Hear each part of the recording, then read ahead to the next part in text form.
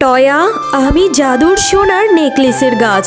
এই গাছ থেকে তুমি তোমার পছন্দ মতো নেকলেস নিয়ে পড়তে পারবে এবং সেগুলো বিক্রি করেও তোমার বাবার চিকিৎসার টাকা জোগাড় করতে পারবে। কি রে শেফার মেয়ে, শুধু শুধু আমার দোকানের দিকে এতক্ষণ ধরে তাকিয়ে আছিস কেন বলতো? আসলে কাকিমা, তোমার দোকানের গোল্ডের নেকলেসগুলো দেখতে এত সুন্দর না, আমি একদম চোখে ফেরাতে পারছি না। ঠিক আছে, তাহলে তোর মাকে গিয়ে বলবি একটা নেকলেস কিনে দিতে, তাহলে তো হয়ে যায়। শুধু শুধু এভাবে তাকিয়ে থেকে কি লাভ? এমনিতেই কাকিমা, আমি দাঁড়িয়ে দাঁড়িয়ে দেখছিলাম। আমি আজকে আমার বাবাকে আর মাকে বলবো আমাকে একটা সুন্দর নেকলেস কিনে দিতে তোমার দোকান থেকে। ঠিক আছে ঠিক আছে, এখন আমার দোকানের সামন থেকে চলে যাও তো, না হলে আবার নতুন কাস্টমার আমি ধরতে পারবো না। তাড়াতাড়ি যা। টয়া, এই দেখ, আমার মা তার দোকান থেকে আমাকে এই নেকলেসের বাক্সটা দিয়েছে। এই নেকলেসটা কত সুন্দর! রে পিঙ্কি, নেকলেসটা আসলে অনেক সুন্দর। আমিও যাওয়ার সময় তোর মায়ের দোকানে দেখলাম অনেক সুন্দর সুন্দর গোল্ডেন নেকলেস। আমি আমার মা আর বাবাকে যেয়ে বলবো আমাকেও যাতে তোর মায়ের দোকান থেকে একটা নেকলেস কিনে দেয়। ঠিক আছে টয়া, তাহলে তো ভালোই হয়। সামনেই তো ঈদ আসছে, এই ঈদে আমরা দুইজন নেকলেস পরে ঘুরবো, কি মজা! হ্যাঁ রে পিঙ্কি, আমি এক্ষুনি যাব, যে আমার বাবা মাকে বলবো।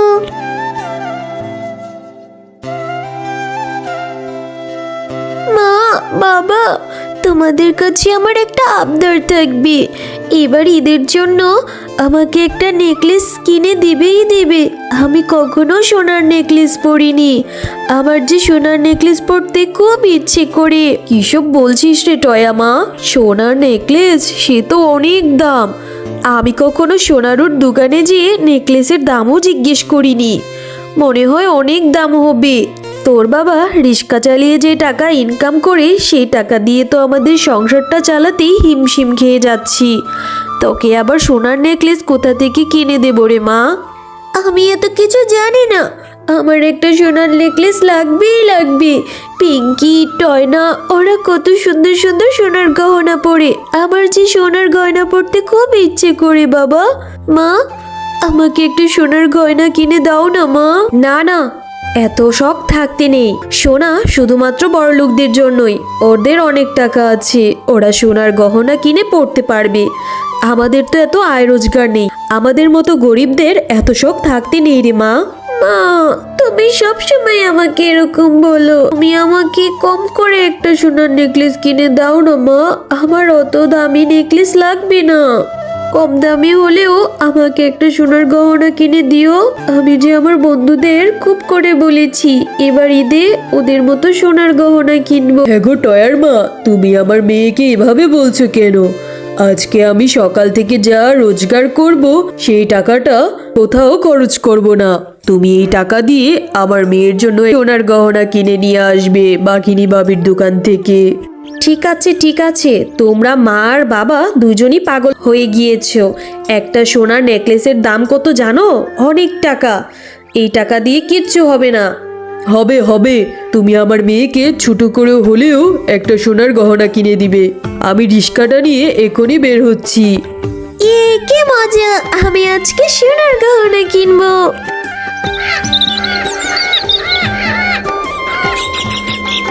এই নাও টয়ার মা, এখানে 1000 টাকা আছে। এই টাকাটা নিয়ে বাঘিনীর দোকানে যাও, যে ছোট দেখে একটা সোনার নেকলেস কিনে দাও আমার মেয়েকে। কিন্তু আমার জানা মতে সোনার দাম তো অনেক বেশি। 1000 টাকা দিয়ে তো কিছু পাওয়া যাবে না। তুমি আগে যেই দেখো না বাঘিনীর দোকানে পাওয়া যায় কিনা, পরে না হয় আমি আরো টাকা ইনকাম করে টাকা জমিয়ে কিনে দেব। আচ্ছা ঠিক আছে, আমি যেয়ে দেখি।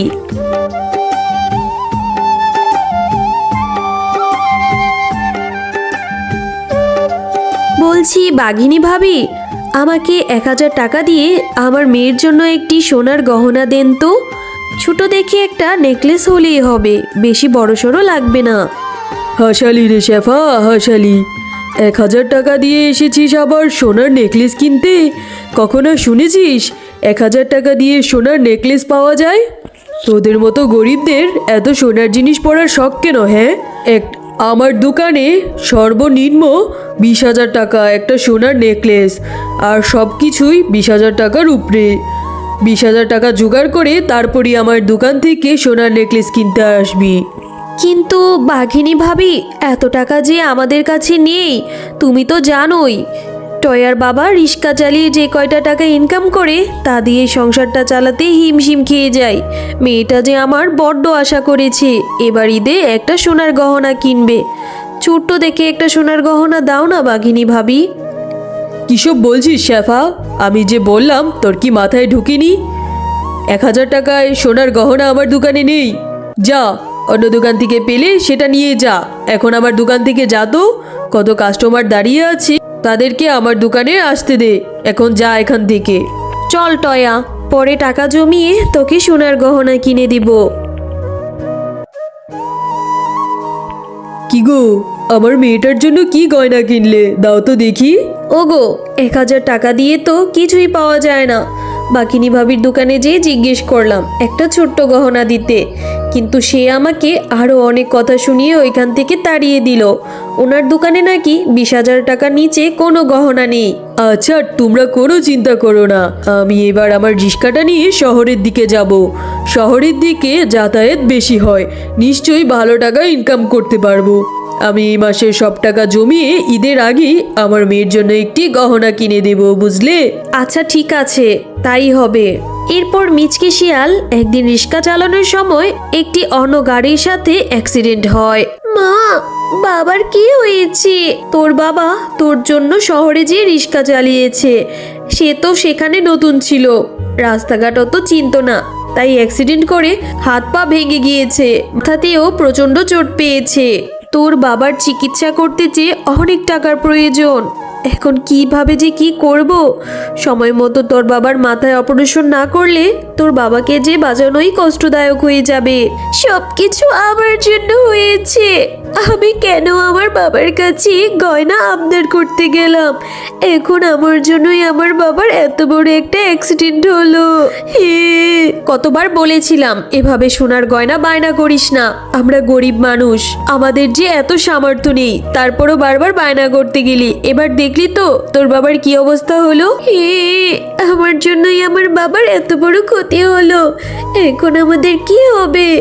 হে সৃষ্টিকর্তা, তুমি আমার বাবাকে সুস্থ করে দাও। আমি আর কখনো কিছু আমার বাবার কাছে বায়না করব না। ছোট্ট মেয়ে টয়া, তুমি এভাবে এখানে বসে বসে কাঁদছো কেন? কি হয়েছে তোমার, বলো আমাকে। এরপর টয়া পরীটাকে সব ঘটনা খুলে বলে।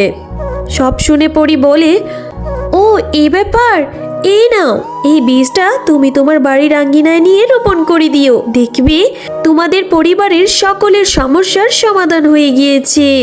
এরপর টয়া সেই ফুলটা তাদের বাড়ির আঙ্গিনায় নিয়ে রোপণ করে দেয়। হ্যাঁ রে টয়া, বাড়ির আঙ্গিনায় এটা কি রোপণ করলি? মা, এই ফুলটা আমাকে পড়ে দিয়েছে, বলেছি এই ফুলটা রোপণ করলে আমাদের সকল সমস্যার সমাধান হয়ে যাবে। কি সব বলছিস রে টয়া? এমনিতেই তোর বাবা অসুস্থ, তুই আবার কি রকমের পাগলামি শুরু করলি বলতো? মা, সকাল হলে দেখা যাবে কি হয়।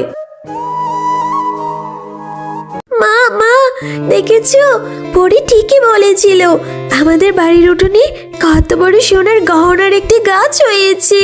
হে রে, এটা কিভাবে হলো? এটা সোনার গহনার গাছ তো আমি জীবনেও দেখিনি।